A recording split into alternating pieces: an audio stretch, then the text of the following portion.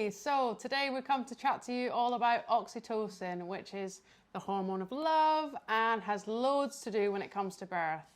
Oxytocin is one of them things that you will hear people who love birth bang on about. Oxytocin is often referred to as the hormone of love.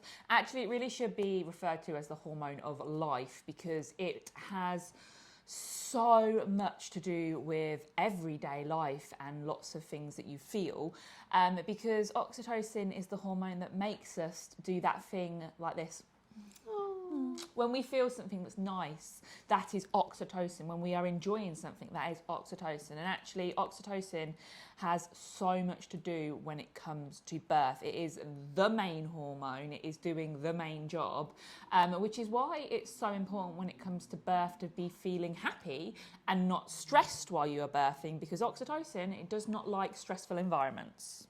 So oxytocin is responsible for the surges of your uterus. Your brain sends oxytocin to receptors within your uterus, and that is what causes the uterus to contract. And we want lots and lots of oxytocin so that our surges can be efficient, so that they can be effective, and so that they can get that baby out. And like we said, oxytocin, it does thrive in happy conditions. Oxytocin thrives when we are feeling comfortable and we are feeling calm. So to enable ourselves to make more oxytocin, we need to create these conditions within our birthing environments. It is why you find that if you are birthing and you are feeling fraught and stressed, your contractions, they're not as strong, they don't work as well because you are not receiving as much oxytocin. Now, there are things that you can do to help produce more oxytocin. It's not something that just happens and you have no control over. Actually, you do have control over the oxytocin. It can be something that you can maybe find quite hard to imagine right now, but actually creating more oxytocin during a birth isn't as difficult as it may sound.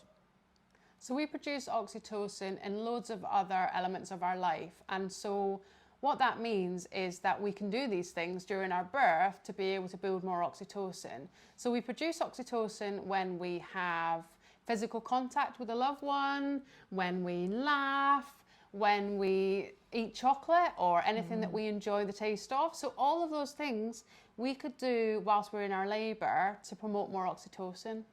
And the more oxytocin we have, like we said, the more contractions your uterus is going to have, the stronger they will be, the more effective they will be.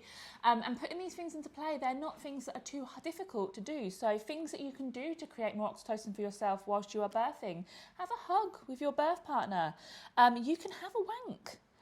Oxytocin is created a lot when you have an orgasm. So it could be a solo wank if your birth partner is your lover. It could be something with them. That physical intimacy as well, that will create more oxytocin. Laughter. Laughter is a brilliant one for creating oxytocin. And this, obviously, we've all got different sense of humours. What's going to make me laugh might not make you laugh, and vice versa. But there are things that you can do, like listen to a funny podcast. We really recommend My Dad Wrote a Porno. I did not know when I started this job that I would heavily endorse My Dad Wrote a Porno as a birth aid, but My Dad Wrote a Porno can help you give birth if you find it funny, which if you it don't, is. then yeah, it's fucking hilarious. And the reason why is because we are laughing, that creates more oxytocin. And when we are laughing, we're more likely to be chilled out as well. We tend to not laugh and find things enjoyable when we are stressed, when we are upset, when we feel scared. So it all kind of links into each other, that if you're laughing, that's telling your brain that, oh, I'm okay actually, I'm all right, and then there's more oxytocin. It is so important that we get that oxytocin flowing. It's important that you feel relaxed and calm, because that tells your body that this is a great situation to birth a baby. And so the more oxytocin you can get flowing, the better you're going to feel. And that will help your birth process to unfold, and it will help you to feel as good as possible whilst you do it as well. You'll have feelings of calm. It will be able to help you manage your pain levels as well. This is why people can come out of birth where they had that lovely environment, where they were enjoying themselves and they had a supportive birth partner, and they can go, do you know what? It wasn't actually as bad as I thought it was going to be. I actually enjoyed it. Yeah. And sometimes that seems ludicrous as an idea, but actually with lots of oxytocin, that's how that's happened. And that can even happen if you've had a labour that you don't describe as pain-free. So I've never personally had a labour that I'd be like, no, I've always had sensations. There's always been pain to a degree there. However, after them labours, I've come out and been like, I really enjoyed that, which you'd think does sound a little bit like, you're right.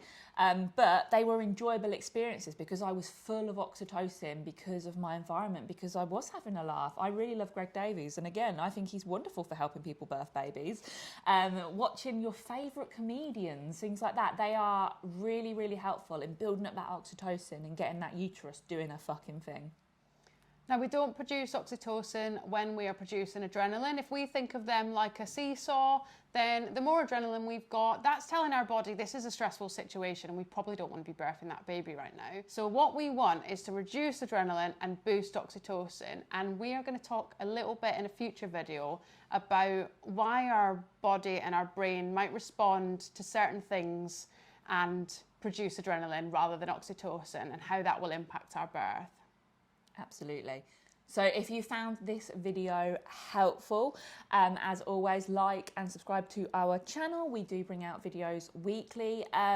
What do you think you are going to be doing during your labour to boost your oxytocin? Tell us in the comments. Let us know, like, what makes you laugh? Who's your favourite comedian? Who are you going to be watching whilst you are in early labour? It's good to kind of get a little bit of a feel for what you think you're going to do and a little bit of a plan for it. Yeah, build that toolkit up so that you've got things to kind of go to if you're feeling a bit lost at the time. You can think, do you know what? I've made that list of comedians that I can check on YouTube.